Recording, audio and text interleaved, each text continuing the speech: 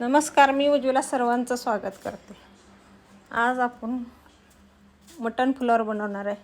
शिल्लक राहिलेल्या मटणापासून पाव किलो तांदूळ घेतले, तर एक कांदा घेतला बारीक उभा चिरून घेतलेला आमटा, आणि अळणी मटण घेतले मी, एक मटणाचा रस्सा वाटी घेतला आहे। खडा मसाला काय मी घेतला, तेजपत्ता, दालचिनी, लवंग, मिरं, वेलची घेतली हिरवी। तांदूळ स्वच्छ धुवून घेतलेत आणि 10-15 मिनटं मी भिजत ठेवलं होतं। अशा पद्धतीने आमटा बासमती तांदूळ घ्यायचा, सुट्टा सुट्टा भात होतो आपला। एक पळी तेल घालूया आपण टोपामध्ये। तेल गरम झालं का आपण खडा मसाला घालणार आहे। आता आपण खडा मसाला घालूया। खडा मसाला चांगला तेलात परतून घेऊया।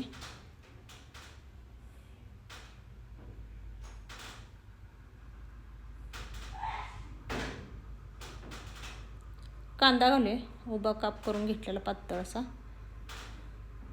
कांदा बी चांगला तेलात परतून घ्यायचा व्यवस्थित, थोडासा कलर बदलेपर्यंत, ब्राऊन कलर होईपर्यंत।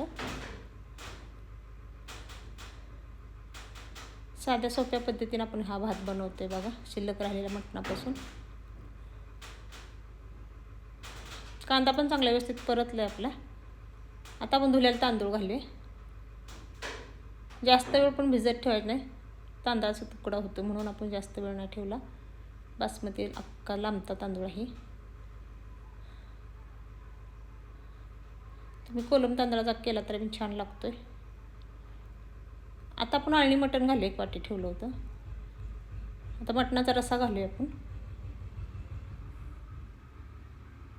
हा भात खूप टेस्टी होते बघा, मिक्स करून घेऊया।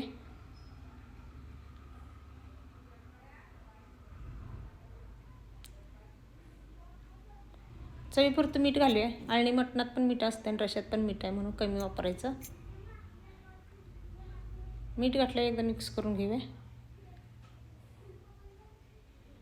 आपण 2 ग्लास पाणी ओतणार आता। लागलंच तर गरम पाण्याचा वापर करायचा, थंड पाणी नाही वापरायचं। पाणी ओतल्यावर मिक्स करून घेऊया। मटण मसाला घालूया 2 चमचे। मटण मसाला घालून मिक्स करून घेऊया। आता आपण झाकण ठेवूया।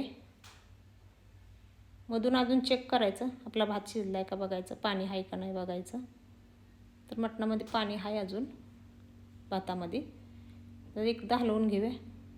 अगदीशी मोकळा मोकळा भात होते बघा। आता एवढं पाणी आपल्याला आटवू द्यायचं आहे आणि झाकण ठेवूया आपण। गॅस जास्त फास्ट ना मीडियम ठेवायचा आहे। परत एकदा उघडून बघूया, जरा पाणी पूर्ण आटलंय। आता भात शिजलाय का बघायचं आपला। भात तर शिजलाय बघा, अगदी सुट्टा सुट्टा भात दिसतोय झालेला। अगदी मऊ पण शिजलाय, लय पण मऊ जास्त शिजू द्यायचं नाही। बघा किती सुट्टा सुट्टा झालाय। शिल्लक राहिलेल्या मटणापासून आपण हा भात बनवलाय, मटण पुलाव। अगदी 5 मिनिटात तयार होते। तर वरून मटणाचं पीस पण मी ठेवलेलं आहे।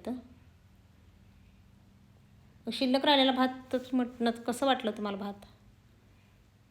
रेसिपी आवडली लाईक करा, सबस्क्राईब करा। अशाच नवीन नवीन रेसिपीमध्ये भेटू आपण। रेसिपी बघितल्यास धन्यवाद, बाय बाय।